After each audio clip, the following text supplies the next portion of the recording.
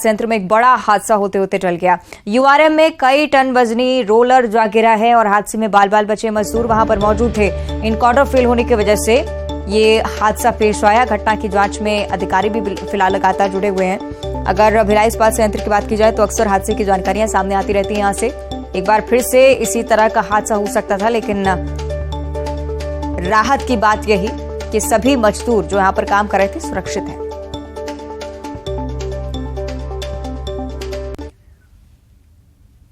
और अब रायपुर से अगली बड़ी खबर, जहां अमानक पानी की बिक्री पर कार्रवाई हुई है।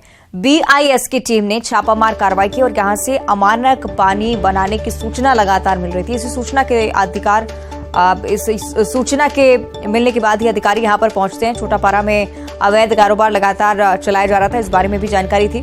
मौके से भारी मात्रा में पानी और स्टिकर बरामद किए जा चुके हैं। आगे की कार्रवाई में भी लगातार बीआईएस की टीम जुटी हुई है।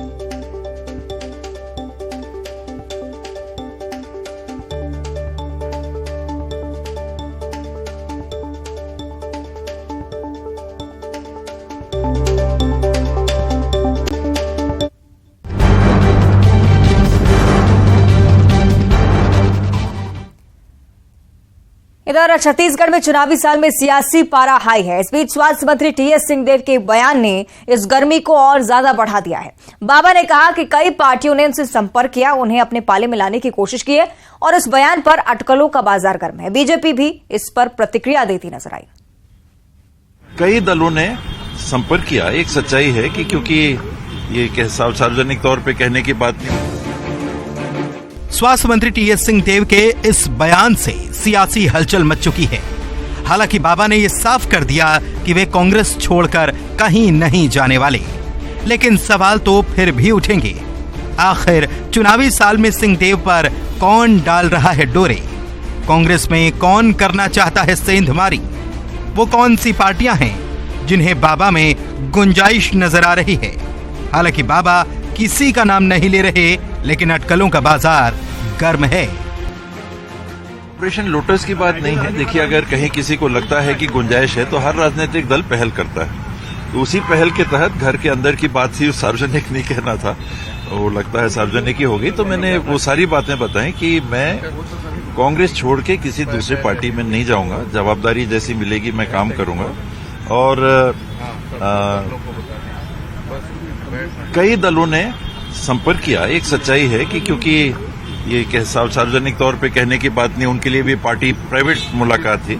मुझे सार्वजनिक मैं कह भी नहीं सकता, नाम भी नहीं ले सकता, लेकिन जरूर सही बात है कि सबने संपर्क किया था। तो एक चर्चा राजेश भाई ने छेड़ दी थी कि भाई बाबा ने बोला है कि 100 जनों में भाजपा नहीं जाऊंगा। मैं कुछ नहीं बोलता तो वो बात आधी सी रह जाती। तो मैंने पूरा खुलासा किया कि सच्चाई है। छत्तीसगढ़ में कांग्रेस को कोई भी झटका बीजेपी के लिए फायदा है। तो टीएस सिंहदेव का बयान कहीं इस ओर इशारा तो नहीं कि चुनावी साल में बीजेपी ने उन्हें अपने पाले में लाने की कोशिश की है? इस सवाल का जवाब तो सिंहदेव ही दे सकते हैं, लेकिन बीजेपी ने अपना रुख साफ किया है। नेता प्रतिपक्ष नारायण चंदेल ने सिंहदेव के इस बयान पर निशाना साधा है। उन्होंने कहा कि ऐसी क्या नौबत आई कि बाबा को सफाई देनी पड़ गई। नारायण चंदेल ने कहा कि हो सकता है बाबा कांग्रेस में उपेक्षा झेल रहे हैं। बाबा को यह कहने की आवश्यकता क्यों पड़ रही है? बाबा को ऐसी क्या स्थिति पैदा हो गई जो इस बारे में सफाई दे रहे हैं? जिसको देखिए, भारतीय जनता पार्टी हो चाहे अन्य राजनीतिक दल हो, बाबा में कोई संभावनाएं दिखती होंगी ना। बाबा को इस प्रकार के बयान की आवश्यकता क्यों पड़ी, सार्वजनिक बयान की? मुझे लगता है कि बाबा कांग्रेस में भारी उपेक्षा का दर्द झेल रहे हैं और हो सकता है बेचारे सार्वजनिक बयान नहीं कर सकते, अच्छे आदमी हैं, कमरे में जाकर के सिसकते होंगे। चुनावी साल में जोड़ तोड़ दल बदल नई बात नहीं है। पार्टियां अपने फायदे के लिए दूसरे दलों के नेताओं पर डोरे डालती ही हैं। तो क्या छत्तीसगढ़ में भी वही रणनीति अपनाई जा रही है? युगल तिवारी, न्यूज़ 18, रायपुर। और इसी को लेकर पीसीसी अध्यक्ष मोहन मरकाम ने कहा है कि छत्तीसगढ़ में बीजेपी वाले सफल नहीं होंगे। वहीं बीजेपी प्रदेश प्रभारी को बगवा बताने पर भी मोहन मरकाम ने प्रतिक्रिया दी। कहा है कि इससे पहले भी कई बगवा आए और चले गए। हमारे वरिष्ठ नेता आदरणीय टीएस सिंहदेव साहब वरिष्ठ नेता हैं।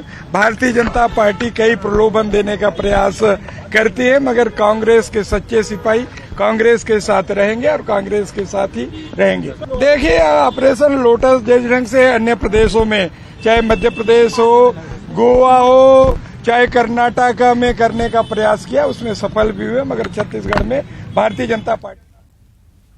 इधर पांचों संभागों में संभागीय सम्मेलन करने के बाद कांग्रेस ने आज विधानसभा चुनाव की तैयारियों को लेकर बैठक की है। मंत्री रविन्द्र चौबे के आवास पर बैठक हुई। प्रदेश प्रभारी कुमारी शैलजा पहुंची, मुख्यमंत्री भूपेश बघेल मौजूद थे, पीसीसी अध्यक्ष मोहन मरकाम और गृह मंत्री ताम्रध्वज साहू भी वहां पर मौजूद रहे। मोहम्मद अकबर सहित पार्टी के तमाम बड़े नेता शामिल हुए हैं। बैठक में चुनाव को लेकर रणनीति पर चर्चा हुई है और कांग्रेस बूथ चलो अभियान भी चलाने वाली है। इसके साथ ही कांग्रेस के बड़े नेता बूथों की समीक्षा करेंगे। पार्टी की अगली बैठक 22 जून को होगी। देखिए, 22 तारीख को हम लोग फिर से बैठेंगे और जो अन्य विषयों पर जो चर्चाएं नहीं हुई है उन विषयों पर भी हम लोग चर्चा करेंगे, क्योंकि चुनाव 2023 नजदीक है। इसलिए हम लोग विस्तार से हर मुद्दों पर, किन मुद्दों को लेकर हम जनता के बीच में जाएंगे, सभी मुद्दों पर, सभी पहलुओं पर हम लोग विचार। इधर छत्तीसगढ़ से कांग्रेस की राज्यसभा सांसद रंजीत रंजन दुर्ग दौरे पर पहुंची। उन्होंने भिलाई में जिला कांग्रेस की बैठक ली है, जिसमें विधानसभा चुनाव की रणनीति पर चर्चा की गई है। इस दौरान उन्होंने कहा कि इस बार छत्तीसगढ़ विधानसभा चुनाव में कांग्रेस का मैनिफेस्टो बहुत खास होगा।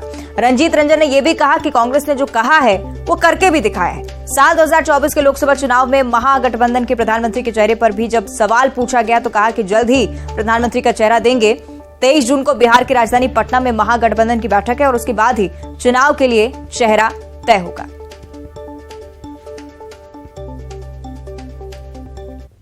मध्य प्रदेश में प्रियंका जी ने कई घोषणाएं की हैं, आप यहाँ पे भी देखेंगे।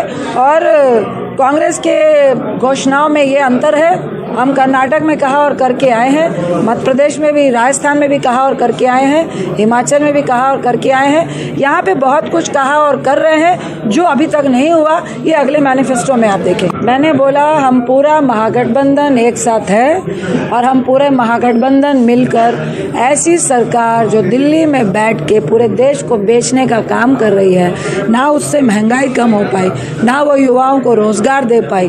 2000 के जब नोटबंदी हुई थी तो कहा काला धन खत्म होगा, अब 3 साल के बाद फिर से 2000 के नोट बंद हो रहे हैं। आज जिस तरह की सिचुएशन इस देश में है, उस सिचुएशन से लोग तबाह है और पूरा गठबंधन मिलकर ऐसे लोगों को सत्ता से विमुक्त करे। थोड़ा आप इंतजार करिए, पूरा महागठबंधन एक साथ है और बहुत जल्द उसमें से आपको एक चेहरा भी नजर आएगा। थोड़ा आप इंतजार करिए, पूरा महागठबंधन एक साथ है और बहुत जल्द उसमें से आपको एक चेहरा भी नजर आएगा।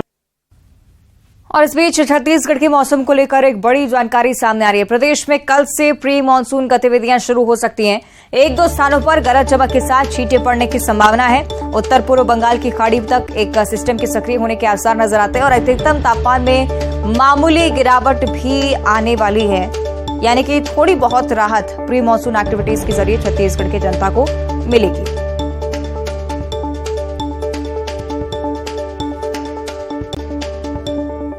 छत्तीसगढ़ में भूपेश बघेल सरकार की योजनाओं का प्रचार और प्रसार करने के लिए साइकिल यात्रा पर एक युवक निकला है। राजनांदगांव के यश सोनी गरियाबंद जिले के फिंगेश्वर पहुंच चुके हैं। कांग्रेस कार्यकर्ताओं ने उनका जोरदार स्वागत किया। इस मौके पर यश सोनी ने बताया कि वो सरकार की योजनाओं के प्रचार के लिए 25,000 किलोमीटर की साइकिल यात्रा कर रहे हैं, जो राजधानी रायपुर में सीएम हाउस पर खत्म हुई।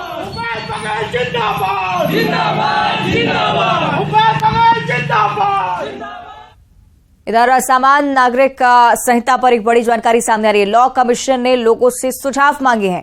धार्मिक संगठनों से भी सुझाव मांगा जा रहा है। 30 दिनों में सुझाव प्रस्तुत करना होगा।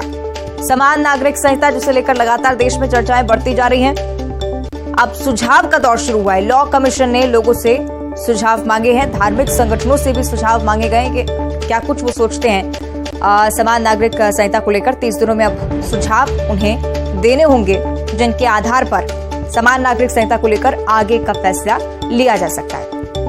तो ये बड़ी जानकारी, समान नागरिक संहिता को लेकर ये बड़ी खबर।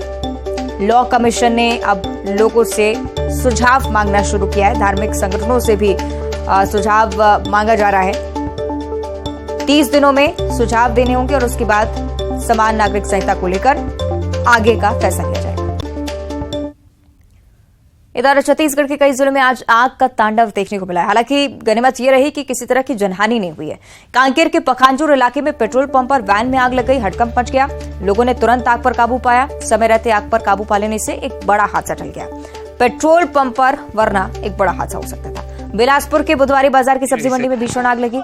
इसकी चपेट में आने से 80 से ज्यादा गुमटियां जलकर राख हो गई। दूसरी तस्वीर हम आपको दिखा रहे हैं। कड़ी मशक्कत के बाद फायर ब्रिगेड की टीम ने आग पर काबू पाया। तीसरी तस्वीर दुर्ग के कातरो गांव की है, जहां एक मकान में आग लग गई और मकान में रखा सारा सामान भी जलकर नष्ट हो गया है। फायर ब्रिगेड की टीम पहुंची, आग पर काबू पाया। शॉर्ट सर्किट से आग लगने की आशंका उतई थाना इलाके की घटना बताई जा रही है।